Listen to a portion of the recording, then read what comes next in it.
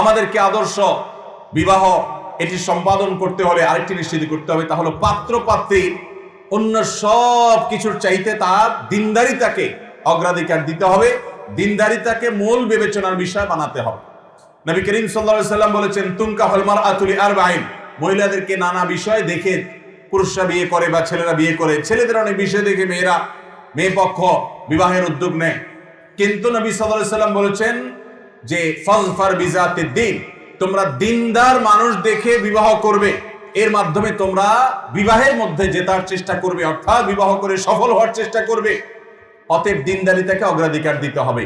আপনার জীবন সঙ্গী, আপনার জীবন সঙ্গিনী খুব বেশি সুন্দরী না, তার বাবার অনেক বেশি অর্থবিত্ত নাই, তাদের অনেক বেশি সামাজিক অবস্থান নেই, বংশগত পরিচয় অনেক উল্লেখ করার মতো কিছু নাই, কিন্তু তার মধ্যে দিনদারিতা আছে, তার মধ্যে আল্লাহর ভয় আছে, তার মধ্যে তাকওয়া আছে, তার মধ্যে হালাল হারাম মেনটেন করার মানসিকতা আছে, মাহরাম নন মাহরামের সাথে পর্দা মেনটেন করার মানসিকতা আছে, 5 ওয়াক্ত ফরজ নামাজ আদায় করে এবং সে মানুষের হক আদায়ের ব্যাপারে যত্নশীল, আল্লাহর ভয় অন্তরে লালন করে এবং আল্লাহর কাছে সে নিজেকে সারেন্ডার করেছে।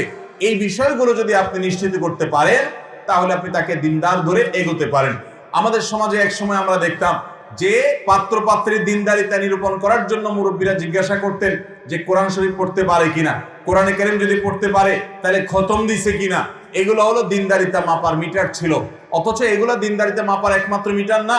ঠিক আছে, কোরআন বিশুদ্ধ করে পড়তে হবে, কোরআন পড়ার অভ্যাস থাকতে হবে, সেটা যেমন ঠিক, আর এর চাইতে গুরুত্বপূর্ণ বিষয় হলো যে তিনি আসলে একজন নামে মুসলমান নাকি প্রকৃত মুসলমান। প্রকৃত মুসলমানের আলামত কি? প্রকৃত মুসলমান কখনো 5 ওয়াক্ত নামাজ পরিহার করবে না। অতএব যদি বেনামাজি হয়, তাহলে সে কখনো আপনার ছেলে আপনার মেয়ের জন্য পাত্র কিংবা পাত্রী হওয়ার উপযুক্ত হতে পারে না।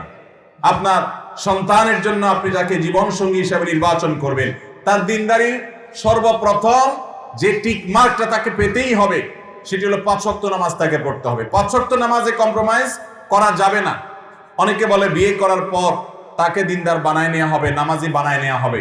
এটা হলো শয়তানের বড় ধোঁকা। বেশিরভাগ লোক নিজের ছেলে নিজের মেয়ের জন্য, বিশেষ করে ছেলে যখন বিয়ে করাতে যায় তো মেয়ের বাবার টাকা পয়সা আছে কিনা, মেয়ের বাবা যখন ছেলের কাছে বিয়ে দিতে যায় ছেলের টাকা পয়সা আছে কিনা এটা দেখেন, টাকা পয়সাটা নগদ দেখেন, বংশ মর্যাদাটা নগদ দেখেন, সামাজিক অবস্থানটা নগদ দেখেন। দিনদারিতার বেলা আসলে বলেন যে এটা বানায় নেওয়া যাবে। ঠিক না? ঠিক।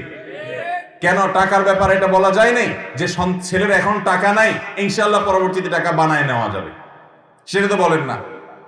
দিনদারিতার ক্ষেত্রে শুধুমাত্র আমরা ছাড় দেই, কম্প্রোমাইজ করি। আর এটাই আমাদের সমাজগুলোতে আজ অশান্তির অন্যতম বড় কারণ, যে আমাদের সমাজে দাম্পত্য কলহ বেড়ে চলেছে, বিবাহ ভেঙে যাচ্ছে, খান খান হয়ে যাচ্ছে, শেষ হয়ে যাচ্ছে।